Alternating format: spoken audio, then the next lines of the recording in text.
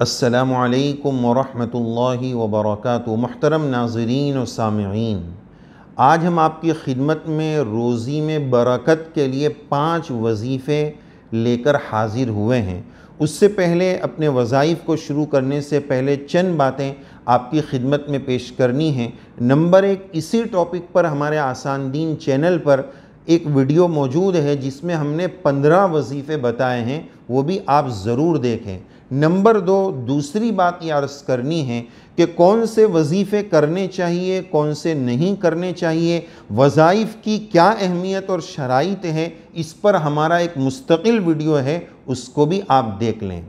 تیسری بات ان 5 وظیفوں سے پہلے یہ عرض کرنی ہے کہ جیسے کہ اس وقت کووڈ کے حالات ہے، کورونا کے حالات ہے، 2 سال سے حالات چل رہے ہیں اور لوگ فائنینشلی طور پر بہت ٹوٹ چکے ہیں، کاروباری حالات سے بہت پریشان ہیں، تو وہ لوگ روزی کے تعلق سے جگہ جگہ پریشان ہو کر وظیفے بھی تلاش کر رہے ہیں کہ یہ روزی میں برکت کیسے ہوگی، یہ فائنینشلی حالات کیسے دور ہوں گے۔ تو اس تعلق سے تیسری بات یہ عرض کرنی ہے کہ روزی میں جو بے برکتی ہو رہی ہے، جہاں ہم اس کے وظیفے کریں، وظیفوں کو تلاش کریں، اس کے ساتھ ساتھ یہ بھی سوچیں کہ ہماری روزی میں بے برکتی کا سبب کیا ہے، ہمارے وہ گناہ ہیں جس کی وجہ سے روزی میں بے برکتی آتی ہے۔ ہم سودی کاروبار تو نہیں کر رہے ہیں، ہم اپنے بزنس میں جھوٹ تو نہیں بول رہے ہیں، ہم زکوٰۃ میں ڈنڈی تو نہیں مار رہے ہیں، کیا ہم نے اس سال صحیح زکوٰۃ ادا کی؟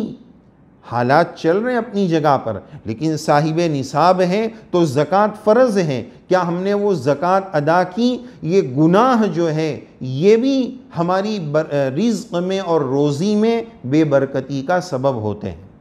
چوتھی بات ان 5 وظیفوں سے پہلے آخری بات یہ عرض کرنی ہے کہ بہت سارے لوگ یہ کہہ رہے ہیں کہ کووڈ کے حالات میں ہم فائنینشلی طور پر ٹوٹ گئے ہیں اور کاروبار ایسا ہو گیا ویسا ہو گیا۔ ٹھیک ہے، یہ بات تسلیم ہے، سب جگہ پر آل ورلڈ اس طرح کے کاروباری حالات چل رہے ہیں، لیکن ذرا ہم سوچیں کہ ایسا تو نہیں ہے کہ واقعتاً رزق میں بے برکتی بالکل نہیں ہے۔ برکت ایک الگ چیز ہے، آنکھوں سے جو نظر آ رہا ہے وہ ایک الگ چیز ہے۔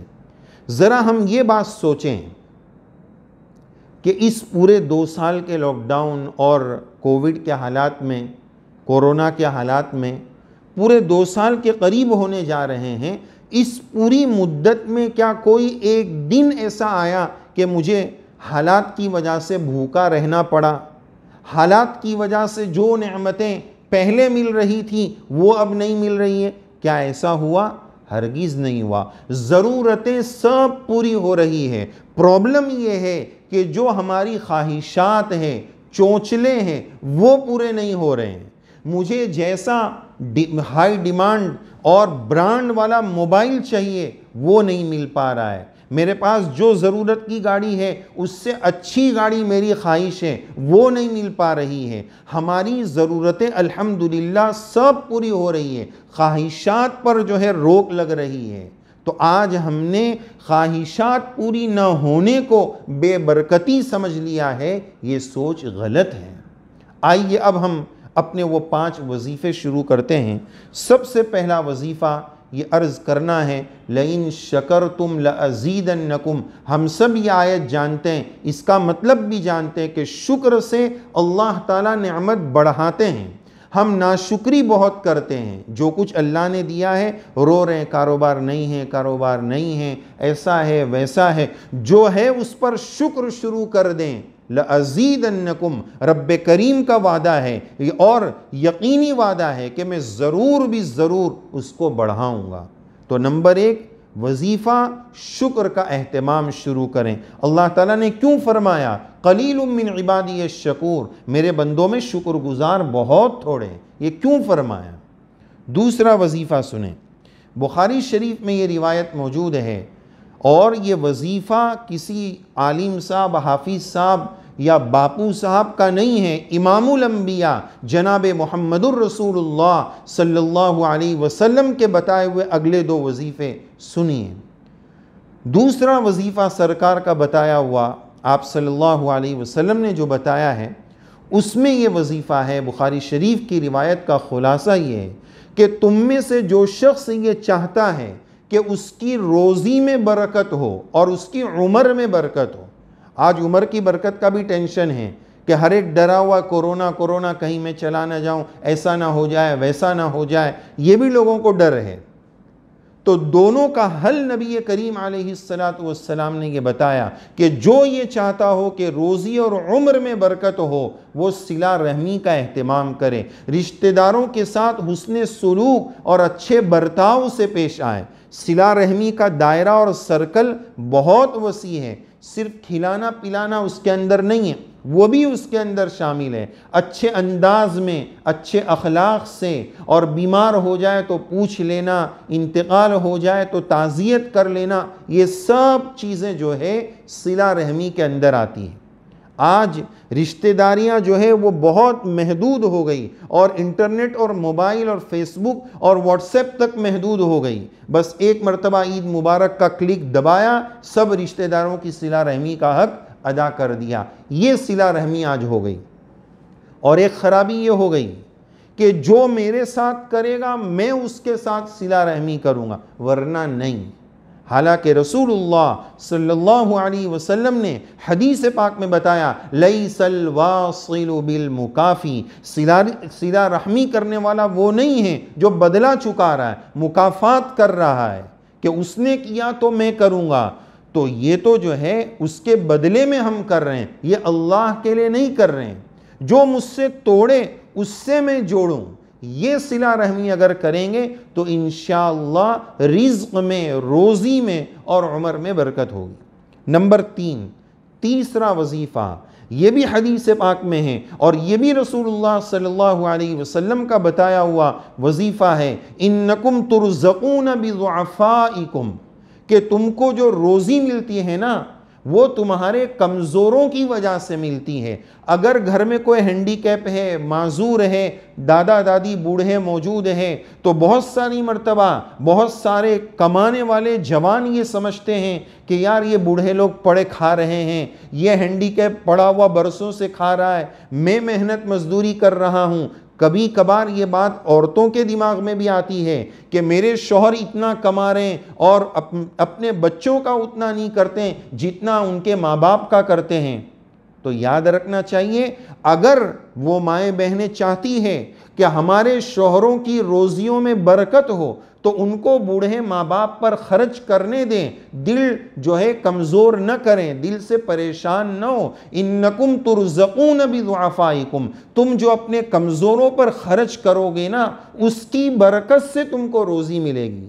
دھوکے کی آنکھ تو یہ کہہ رہی ہے کہ ان پر خرچ کرنے سے مال کم ہوگا، اور امام الانبیاء رسول اللہ صلی اللہ علیہ وسلم نے بتایا کہ ان پر خرچ کرنے کی وجہ سے تم کو رزق دیا جائے گا۔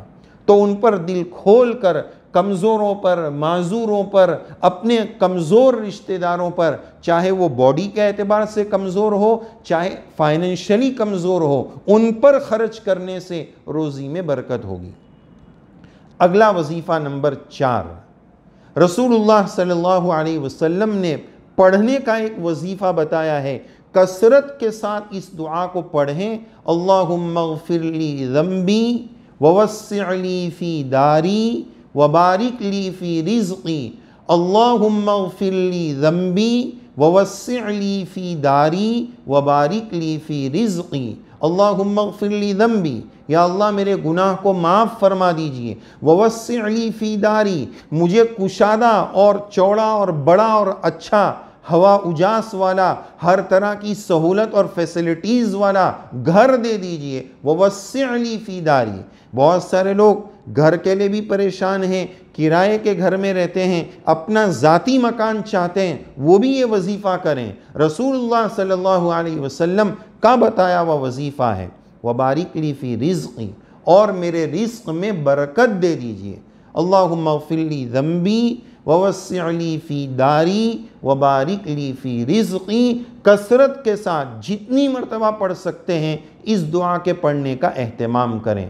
نمبر 5، آخری وظیفہ یہ ہے جو بہت بڑے بزرگ نے بتایا ہے، حاجی امداد اللہ مہاجر مکی رحمۃ اللہ علیہ کا بتایا ہوا وظیفہ ہے۔ وہ 3 وظیفے تو حدیث پاک سے بتائے، پہلا قرآن مجید سے بتایا لَإِن شَكَرْتُمْ لَأَزِيدَنَّكُمْ، پھر 3 وظیفے حدیث پاک سے رسول اللہ صلی اللہ علیہ وسلم سے بتائے، اور 5واں اور آخری وظیفہ بزرگ سے ثابت ہے، اور وہ 25ویں پارے کی آیت ہے، غالباً 30 رکوع کی آخری آیت ہے۔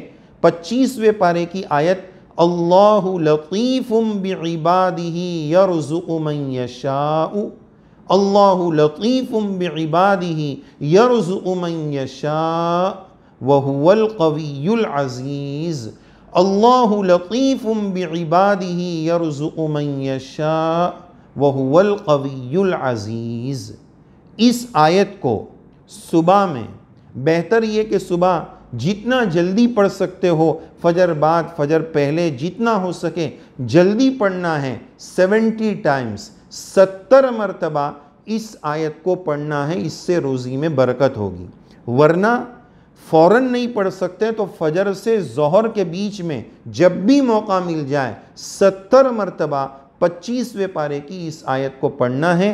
اللہ تعالیٰ سے دعا ہے اللہ تعالیٰ ہمیں شکر کرنے والی زبان اور شکر کرنے والا جسم نصیب فرمائے، عافیت نصیب فرمائے، ہم سب کی روزیوں میں برکت نصیب فرمائے، زندگی میں چین اور سکون نصیب فرمائے، اور زیادہ کی ہوس میں نہ پڑیں ہم، اور اللہ سے برکت مانگیں۔ اللہ تعالیٰ اس کی ہمیں صحیح سمجھ نصیب فرمائے۔ کثرت سے کچھ نہیں ہوتا ہے، برکت سے ہوتا ہے۔ ہم اپنے مال میں اللہ تعالیٰ سے برکت مانگیں، اللہ تعالیٰ جان مال عزت آبرو میں سب کو برکتیں نصیب فرمائے۔ بعض لوگ بیچارے روزی کو لے کر بہت پریشان ہیں، دل سے دعا ہے اللہ تعالیٰ کی شان رزاقیت پر ہمارا ایمان ہے، اللہ تعالیٰ سب کو بہترین رزق نصیب فرمائے، اور بے برکتی کے جو اسباب ہے اس کو سمجھ کر اس کو ختم کرنے کی توفیق عنایت فرمائے، اور جن اعمال کی وجہ سے آسمان سے رزق اترتا ہے ان اعمال کو کرنے کی اللہ تعالی ہم سب کو توفیق سعید نصیب فرمائے۔ آمین یا رب العالمین، وآخر دعوانا ان الحمد للہ رب العالمین۔